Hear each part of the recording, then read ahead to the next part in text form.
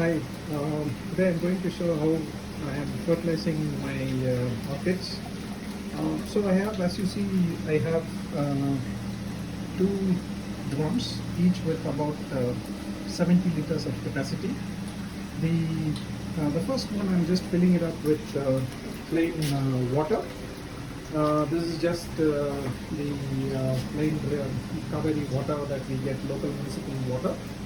So first I use the 70 liters, spray the orchids. See, your climate, your environment maybe is very different.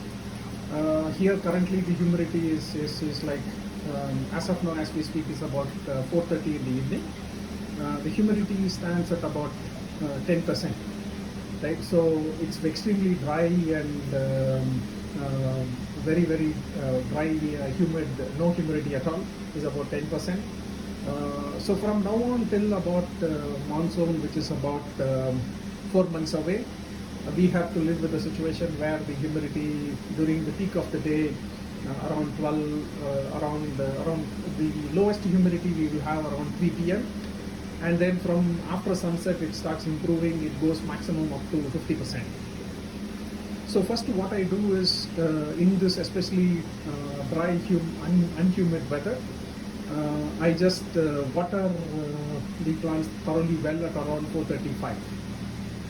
The next barrel is what I'm going to talk about today.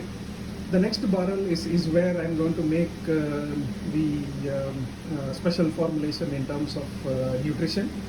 So first what I have collected some amount of rainwater in here. So I use some amount of rainwater for the fertilizer, and then I add, it's basically a holistic nutrition.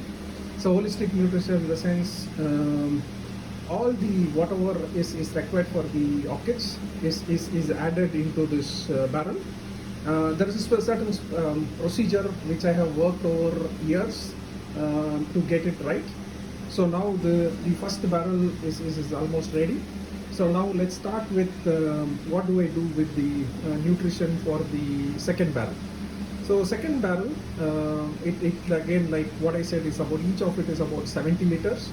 If you need, you can add more, that is not a problem. In the sense, you can use the same formula and extend it for however large, small your collection is. So here we are back. I am going to make about, this is a paint bucket, carries about 10 liters. So first this again is normal water.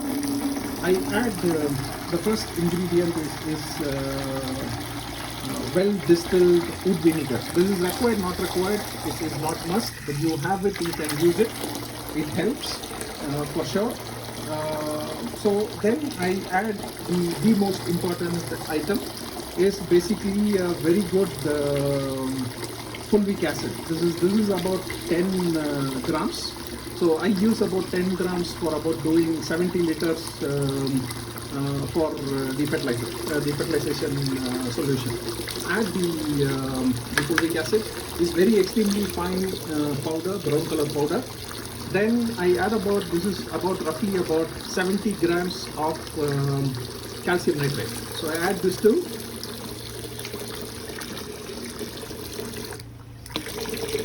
And then I thoroughly mix the solution.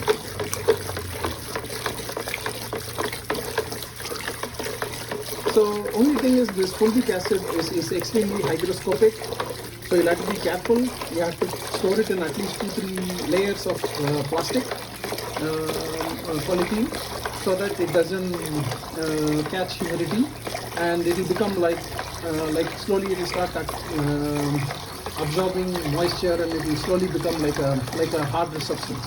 So you don't want that to happen. So finer powder is fine. So as you see, the first solution is almost ready. So there is no, this calcium nitrate is completely dissolved. So the first solution is ready. So now this is the second, again same 10 liter solution that we do. So the second solution, we start again with water. We add about 3 grams of wood powdered seaweed extract. Right? So Again, this seaweed extract is available in various forms, sources. I use a good concentrated powder form. So we start with the seaweed extract. Add about 60 grams of NPK. Right, roughly that's about 1 gram to a liter. We are approximately we are making about 70 liters. Then we add about 25 grams of magnesium sulfate. This is good. Then about 15 grams of micronutrients. So this again is a green powder, but unfortunately mine has become a little hardened. Then finally we add about 3 grams of orthosilic acid. This again we give a nice stir so that there are no.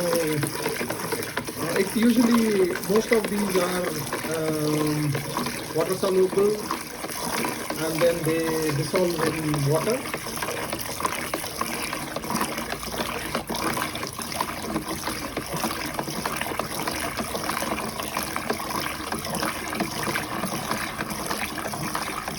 So whenever you are buying any of the calcium nitrate, magnesium sulfate, which is okay, you can.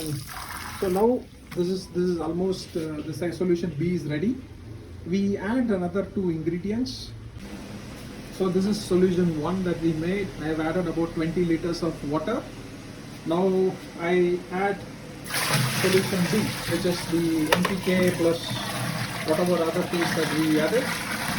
So this again, if you observe the liquid is clear. It doesn't have any precipitation.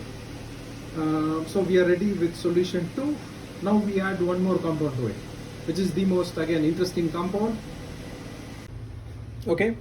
The last one that we add is about 20 grams of milk powder. Right. Good.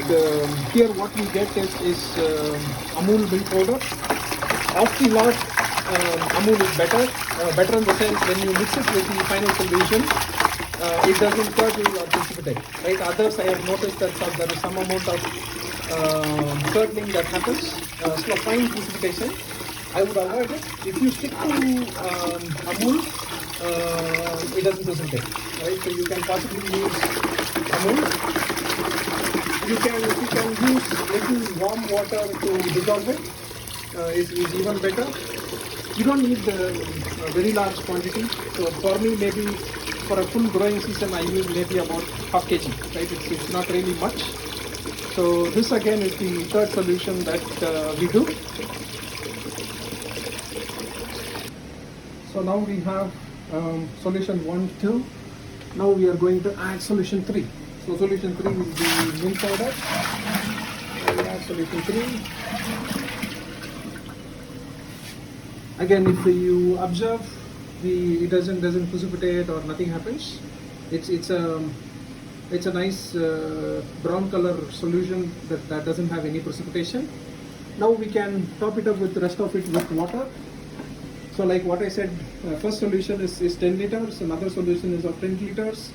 Then we added solution 3, which is milk powder, 20 liters of rainwater, and maybe another 20 liters of normal water.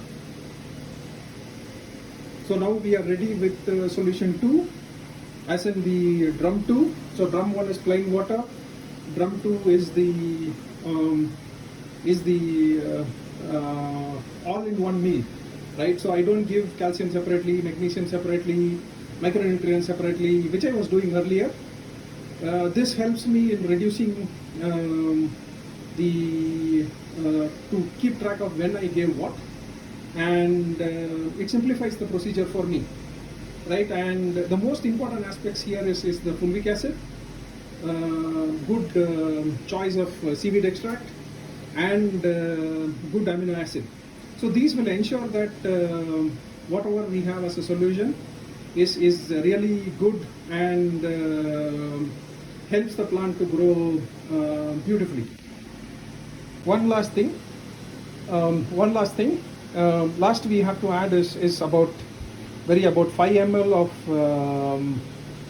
of wetting agent, right? So now we add the wetting agent, and then whatever solution that you see, okay, is very clear, right? If there is no precipitation, so if there is precipitation, something is wrong. So it should be a clear solution where it has maybe about light brownish color, and there is no fragrance, no smell, nothing. It is just a solution. And this solution, since you have added a lot of compounds, you can keep it for days together. You have to use it. I am doing it at 4:30 around in the evening.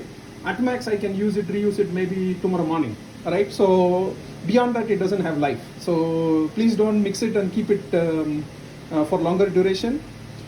Just mix it and use it. Typically, what happens is vandas are very heavy feeders. So typically in a Bangalore environment, you have to feed them twice or thrice a week, starting from mid-February, go all the way till December, right? You can give them a break, maybe Jan and Feb, maybe a little, right? Maybe once a week you can feed them, but otherwise you can feed them about 3 times a week with the same solution. I prefer doing it in the evening. You want to do it in the morning, you can do. But my observation is doing it in the evening, it gives the plants to absorb the nutrition and recover from the loss of humidity and heat loss that happens during the daytime. I just watered the plants before fertilization. So you should see that all the roots are already fully wet, and as well the leaves, right? So when you water, ensure that you water both the plant as well as the roots. So see, vandas are actually very hardy, right? So last I watered them was yesterday morning, and now today we are almost at 5:30, and they seem to be doing okay, right? So you see, nice rigid leaves. There is no wrinkles on the leaves, and most of the roots are happy and or with root tips, right? So this is the first step that you'll have to get to. Ensure that the plant is looking really nice before you can make them bloom. Is to make sure that they look very nice. My place is a little crowded, bear with me, but you see, the way to grow vandas is that you give them a lot of light and a lot of love, and you should be able to grow nice clean roots. And mine is just on the ground, is not in a greenhouse. And most of them, like what I said, I have not switched on my misters yet. I just watered them yesterday morning, and today I am day 2 in the evening. I prefer to water in the evening whenever I am around, and even if they miss a day, even in this heat, they seem to be doing okay, right? So this is the west side, and this is the east side.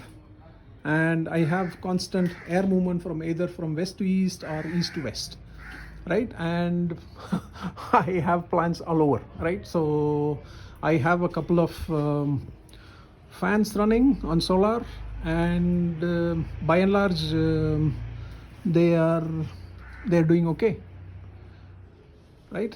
So the goal is to get them to grow nice rigid leaves, no wrinkles.